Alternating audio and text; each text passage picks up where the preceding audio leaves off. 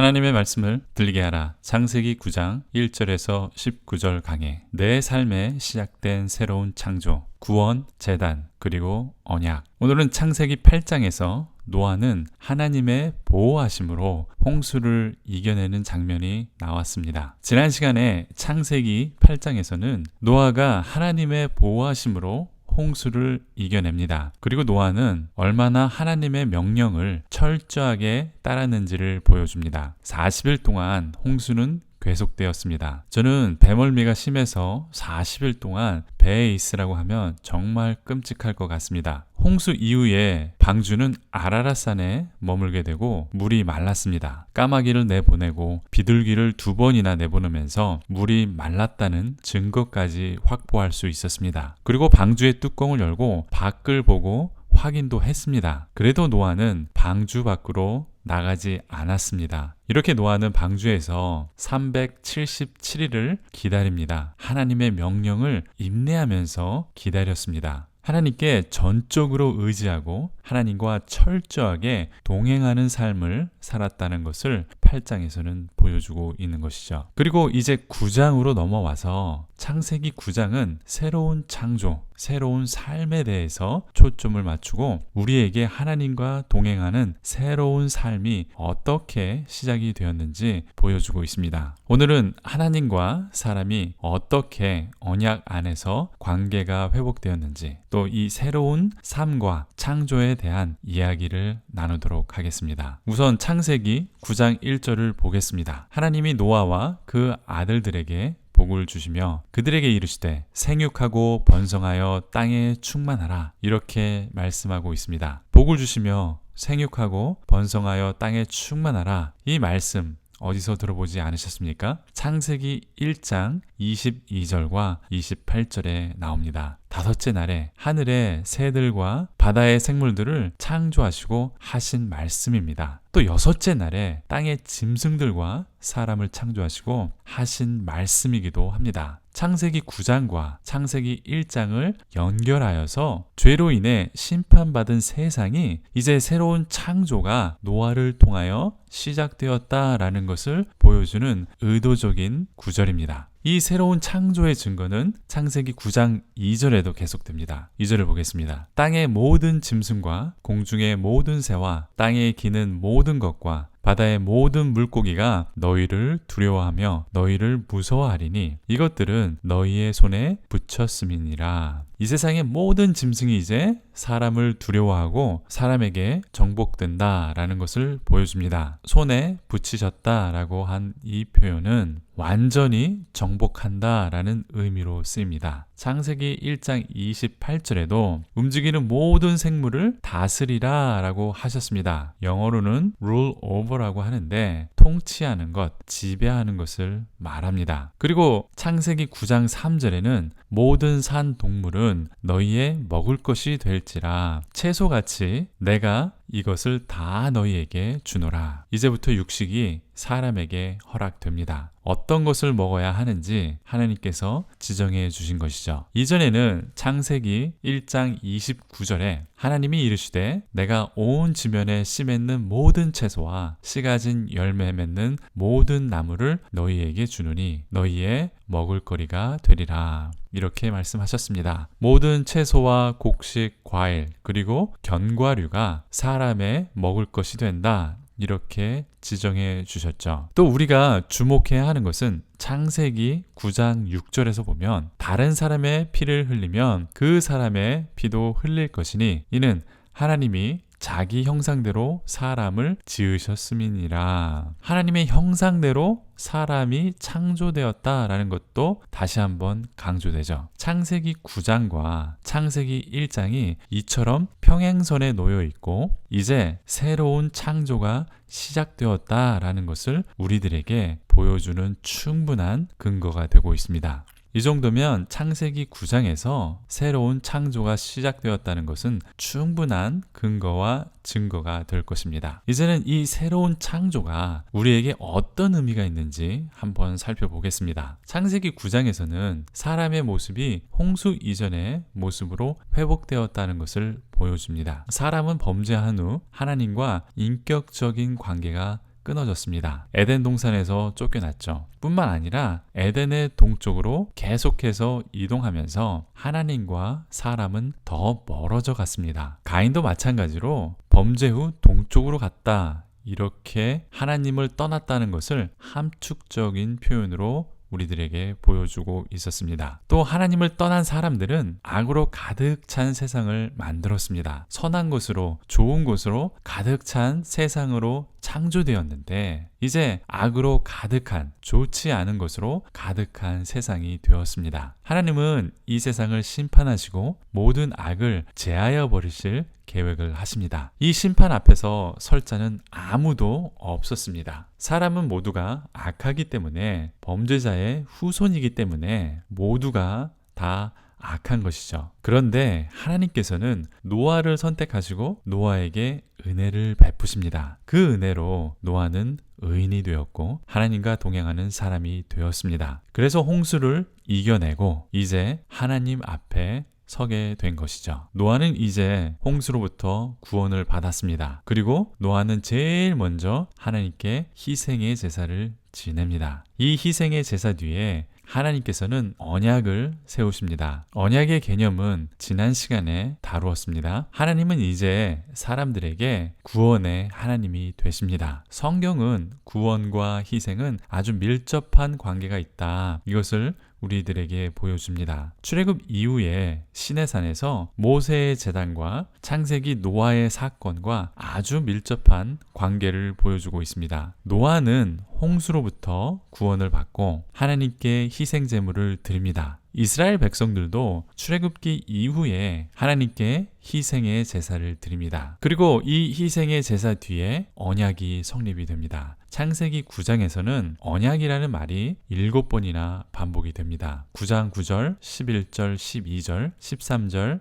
15절, 16절, 17절 이렇게 7번이 반복이 됩니다. 출애굽기 24장 7절에서 8절에도 이 언약을 세우는 장면이 나타납니다. 이렇게 언약이 세워졌다라는 증거가 창세기와 출애굽기에 나타납니다. 창세기 9장 16절에는 무지개가 그 언약의 증거가 됩니다. 출애굽기 24장 15절에는 언약을 세울 때 하나님의 영광이 구름 속에 나타납니다. 이 언약의 결과로 하나님의 축복이 또 따라오는 것을 우리는 볼 수 있습니다. 창세기 9장에서는 1절에 나타납니다. 복을 주고 생육하고 번성하고 땅에 충만한 복을 받습니다. 출애굽기 23장 25절에 그 이후에 여러 가지 축복이 또 나타납니다. 그리고 하나님께서 보호해 주시겠다라는 약속도 같이 하십니다. 창세기 9장 2절에서는 모든 짐승들로부터 보호하시고 9장 5절에서 6절에는 사람이 서로 죽이지 못하게 보호하실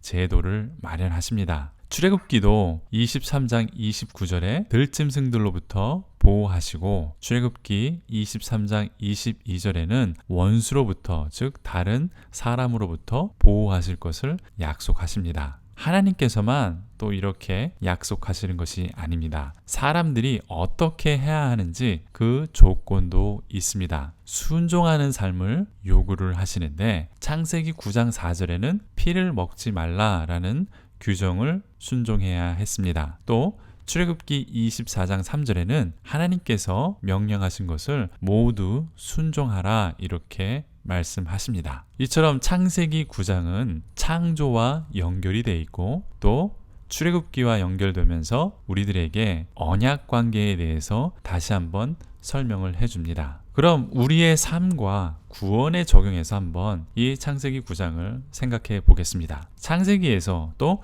출애굽기에서 우리의 구원과 제단 그리고 언약을 연결하면서 계속해서 의도적으로 보여주고 있습니다. 우리는 죽을 수밖에 없는 죄인이지만 하나님께서 은혜를 베풀어 구원해 주셨습니다. 예수님을 알게 해주셨고 예수님이 피의 제단으로 우리를 구원해 주신 것이죠. 여기까지는 많은 성도님들이 알고 구원받은 성도로 살아가고 있습니다. 그런데 성경은 여기서 끝이 아니다라고 말합니다. 특히 오늘 창세기 9장 본문에서 말하는 것은 구원은 곧 새로운 창조의 역사가 일어난다라는 것을 보여주고 있습니다. 죄악이 가득한 세상을 새롭게 하시고 새로운 창조의 사역을 시작했듯이 우리의 죄악된 옛사람은 예수 그리스도의 피와 성령의 물로 씻어 주셨습니다. 그리고 예수 그리스도를 믿는 믿음과 세례의 물로 구원을 받은 것이죠. 노아가 죄악된 세상에서 구원을 받고 물의 심판을 통해서 구원을 얻은 것처럼 우리도 그와 같이 예수를 통해서 또 세례를 통해서 구원을 받았다는 것입니다. 그리고 이제 새로운 창조의 역사가 우리의 삶 속에도 나타나야 합니다. 창세기 9장에서 보여주는 것처럼 구원 후에는 새로운 창조의 삶이 일어난다는 것입니다. 빌립보서 1장 6절에 보면 너희 안에 착한 일을 시작하시니가 그리스도 예수의 날까지 이루실 줄을 우리는 확신하노라. 여기서 착한 일이라고 했는데 좋은 일, 선한 일이라고 번역해야 합니다. 새 번역 성경을 보면 선한 일을 여러분 가운데서 시작하신 분께서 그리스도의 예수의 날까지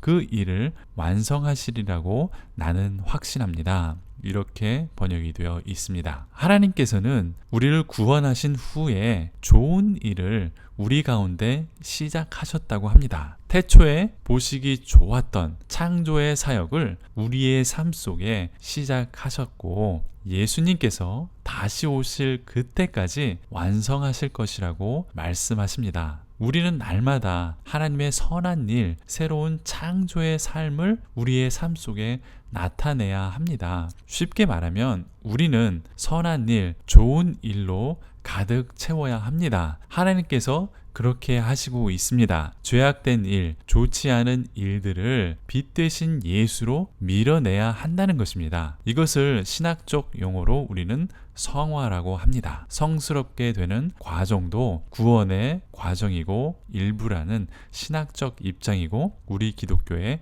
신앙 고백입니다. 성경은 구원과 제단 그리고 언약이 반드시 따라온다고 창세기 9장에서 말씀하고 있습니다. 그럼 언약을 한번 살펴보겠습니다. 언약은 하나님이 어떤 분이시냐, 또 나는 하나님께 어떤 존재가 되는가, 이 관계를 정립해 주는 것이 언약이라고 했습니다. 또 언약 안에서 우리가 살펴본 것처럼 하나님은 우리를 위해서 무엇을 해 줄 것이다, 이렇게 약속하고 또 우리는 하나님께 무엇을 해야 한다, 이런 규정과 조건도 있습니다. 그리고 언약의 결과는 축복으로 이어집니다. 이것이 언약이라고 말씀드렸습니다. 하나님은 우리의 구원자가 되시고 우리는 하나님의 자녀가 됩니다. 우리는 하나님께서 명령하신 것을 성실하게 지키면서 살아야 합니다. 언약적 관계를 결혼 관계로 비유하면 이해하기가 쉽다, 이렇게 말씀드렸었습니다. 서로 사랑하는 관계가 먼저입니다. 결혼 관계처럼 언약 관계도 서로 사랑하는 관계가 먼저입니다. 그러면서도 각자의 도리를 다하고 사랑하면서 성실하게 살아가야 합니다. 그러면 하나님께서는 축복을 선물로 주시는 것이죠. 잘 먹고 잘 살고 죽어서 천국 가고 거기에서도 영원히 잘 먹고 잘 살려고 하나님을 믿는 것이 아닙니다. 하나님과 사랑하는 인격적인 관계로 살아가니까 잘 먹고 잘 사는 축복도 결국 따라오게 돼 있다는 것입니다. 그렇기 때문에 우리는 아무것도 염려하지 말고 하나님과의 관계만 생각하면 되는 것입니다. 비록 잘 먹고 잘 살지는 못해도 잘못된 것이 아닙니다. 부부가 서로 사랑해서 결혼하면 왜 나를 잘 먹고 잘 살게 해주지 못하냐고 원망합니까? 아니죠. 가난해도 서로 사랑하면 행복합니다. 우리 신앙도 하나님과의 사랑하는 관계가 먼저입니다. 하나님과의 관계가 회복되면 나머지도 다 잘 되게 되어 있습니다. 하나님께서 날마다 우리에게 좋은 일을 하시기 때문에, 새로운 창조를 시작하셨기 때문에 그 하나님을 믿고 따르면 됩니다. 언제나 성실하게 언약을 지키시는 하나님을 믿고 하나님의 명령을 다 준행하면서 살아가면 됩니다. 우리의 현재 기독교는 많이 오염이 되어 있습니다. 설교는 자기 개발에 초점이 맞추어져 있습니다. 어떻게 하면 내가 발전할 것인가? 어떻게 하면 내가 성경적으로 성공할 것인가? 우리는 그것을 찾아서 헤매고 있습니다. 어떻게 하면 잘 먹고 잘 살 수 있는지, 어떻게 하면 축복을 받을 수 있는지, 우리는 그것을 성경을 보면서 연구합니다. 그것이 믿음이라고 말해도 하나도 이상하지 않는 그런 시대에 우리는 살고 있습니다. 그렇지만 성경은 하나님의 관계가 먼저이다 라고 우리들에게 말씀하고 있습니다. 구원 뒤에는 우리의 삶이 변하는 새로운 창조의 삶이 시작이 됩니다. 예수님께서 오시기 전까지 날마다 좋은 일을 하시는 좋은 창조의 사역을 하나님께서는 우리 안에서 하고 계십니다. 우리는 이 하나님의 창조의 사역을 받아들이고 그 하나님의 말씀대로 살아가야 합니다. 하나님의 언약을 붙들고 하나님과 사랑하는 관계, 이 언약 관계 아래서 살아가면 되는 것입니다. 아멘. 도움이 되셨습니까? 질문이나 다른 의견이 있으시면 댓글을 달아주십시오. 구독과 좋아요도 부탁드리겠습니다. 제 성경 강해는 좀 더 새로운 관점으로 접근하려고 노력하고 있습니다. 제가 배우고 공부한 대로 성실하게 준비하고 성경적 근거를 가지고 말씀드리려고 노력합니다. 격려해 주시는 구독자 여러분들께 다시 한번 감사의 말씀을 드립니다. 이 영상을 주변 분들에게 전해주시고 추천해 주십시오. 한국 기독교가 하나님의 말씀으로 변화되도록 동참해 주십시오. 감사합니다.